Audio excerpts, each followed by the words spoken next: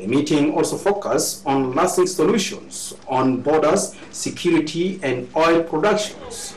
President Kiir in the meeting reiterated his commitment to upholding United Nations Security Council Resolutions 2046. Following the discussions, Republic of South Sudan Minister of Foreign Affairs and International Cooperation, Honorable Niall Deng Niall, and the U.S. Secretary of State, Ms. Hillary Rodham Clinton, held a joint press conference at the office of the President and responded to questions from journalists. Honorable Niall appreciated government and people of the United States of America for their past contributions in the cause of peace in Sudan, as well as for the ongoing efforts to restore peace and normalization of the relations between South Sudan and Sudan after the independence. Thank the government and the people of the United States of America for their past contribution to the cause of peace in Sudan, as well as for their ongoing efforts to help restore peace and normalcy to relations between South Sudan and Sudan following the independence of South Sudan.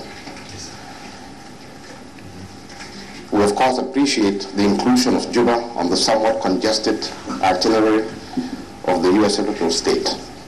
We sincerely thank her for the gesture, which underscores the importance attached by the United States to its relations with our fledgling state and the welfare of its people. Ms. Clinton said USA is committed to support the people of the new nation to realize their aspirations and announce U.S. contribution of $15 million to the United Nations High Commissioner for Refugees to address and respond to the crisis of refugees in South Sudan and Ethiopia, as the Republic of South Sudan faces a tremendous challenges of border issues and infrastructure.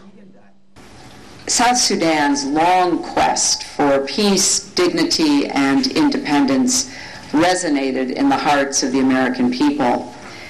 American families sheltered children fleeing from war. America's churches and charities provided assistance and support both here and to those who were displaced.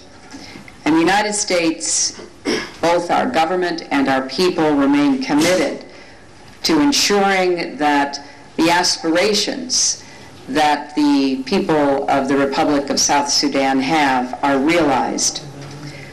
Today, 1 year after your independence, we can start to see the fruits of your hard work and sacrifice. We know significant challenges remain. Continued violence along the border with Sudan, unresolved ethnic tensions, gaps in infrastructure and the rule of law, persistent poverty in a land rich with natural resources, and new economic hardships caused by the shutdown of oil. Continued progress hinges on South Sudan's ability to overcome these challenges. The arrival of more than 200,000 refugees from ongoing fighting in Blue Nile and southern Kordofan is also creating urgent humanitarian needs both here and in Ethiopia.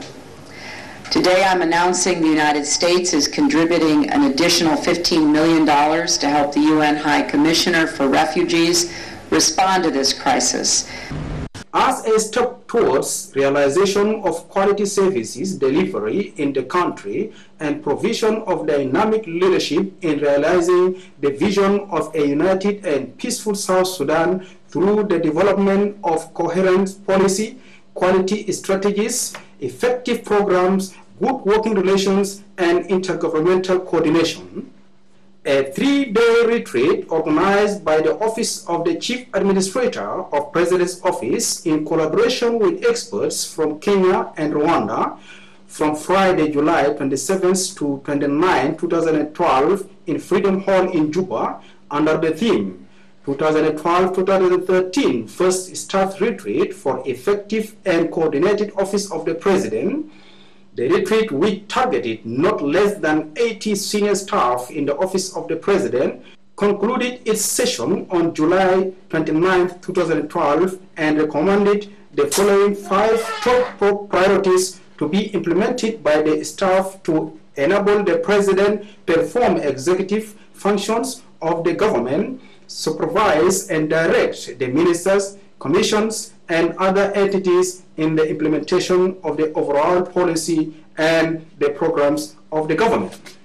The 5 prioritized recommendations from the group work were as follows. First priority was the restructuring of the office of the President. Second,